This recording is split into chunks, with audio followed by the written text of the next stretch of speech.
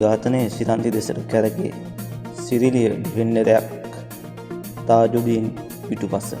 ඉන්දුනීසියාවේදී අත්අඩංගුවටගෙන රැඳවුම් භාරයේ සිටින කේල් බද්දර පද්මේ බැකෝ සමන් පැමිලි ලහිරු කමාන්ඩෝ සලින්ත සහ පානදුර නිලංග යන පුද්ගලයන් සම්බන්ධයෙන් සිදු කරන පරීක්ෂණ අතරතුර රග්බි ක්‍රීඩක වසීම් තාඩුජීන්ගේ ඝාතනයට අදාළව නව තොරතුරු හෙළිදරව් වෙමින් පවතිනවා. මේ වෙනකොට මෙම කණ්ඩායම් සමග කලක් සමීපව කටයුතු කළ අගනිදානගමගේ හෙවත් මීගස්සාරේ කජ්ජා පසු ඔවුන්ගෙන් වෙන්වී විවිධ අපරාධ ප්‍රසිද්ධියේ කරුණු හෙළිදරව් කළ අයකි පසුගිය පෙබරවාරි 18 වනදා ඝාතනයට ලක් වෙලා තියෙනවා.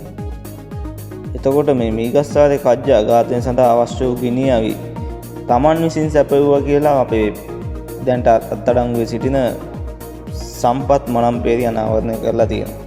ඊට අමතරව මීගස්සාරේ කජ්ජාගේ බිරිඳ අපරාධ පරීක්ෂණ දෙපාර්තමේන්තුව වෙත කළ ප්‍රකාශයක් මගින් වසීම් තාජුඩීන් ඝාතනය පිළිබඳව නව හෝඩුවාවක් හෙළිදරව් කරලා තියෙනවා. තාඩුජීන් ඝාතනයෙන් ලක් වූ දින ඔහු පසුපසා පිරිස අතර මීගස්සාරේ කජ්ජාද සිටින බවට ඇය CCTV දර්ශන ඇසුරින් හඳුනාගෙන තිබෙනවා. එතකොට 2012 වසරේ මැයි 17 වෙනිදා සිදු වූ තාඩුජීන්ගේ ඝාතනය සහ ඉන් පසුව සාක්ෂි වසන් කිරීම ඇතුළු සිදුවීම් ගණනාවක් සම්බන්ධයෙන් අතීතයේදී තොරතුරු වාර්තා වෙලා තියෙනවා.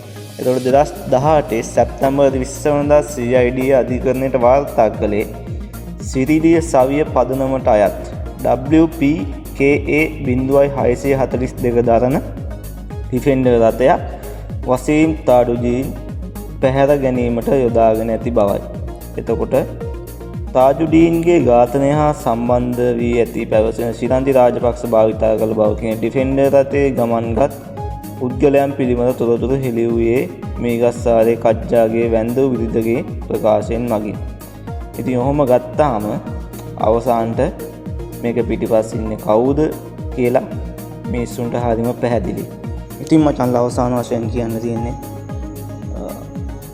කවුරු කොහොම වැරදි කරත් කොච්චර හැංගිලා ඉන්න උත්සාහ කරත් ඒකට නම් ඉඩක් ලැබෙන්නේ නැහැ. ඒක ස්වභාව ධර්මයෙන් හරි අවසාන මොහොතේ හරි ඒක පරිසම් දෙනවාම තමයි. ඉතින් අපිට සතුටුයි මේ රජය ගැන, මේ ආණ්ඩුව ගැන. නීතිය හැමෝටම එකසේ ක්‍රියාත්මක කරනවා. අපි බලන් ඉමු ඉස්සරහට මොකද වෙන්නේ කියලා. ඉතින් සියලු දෙනාටම සුබ දවසක්.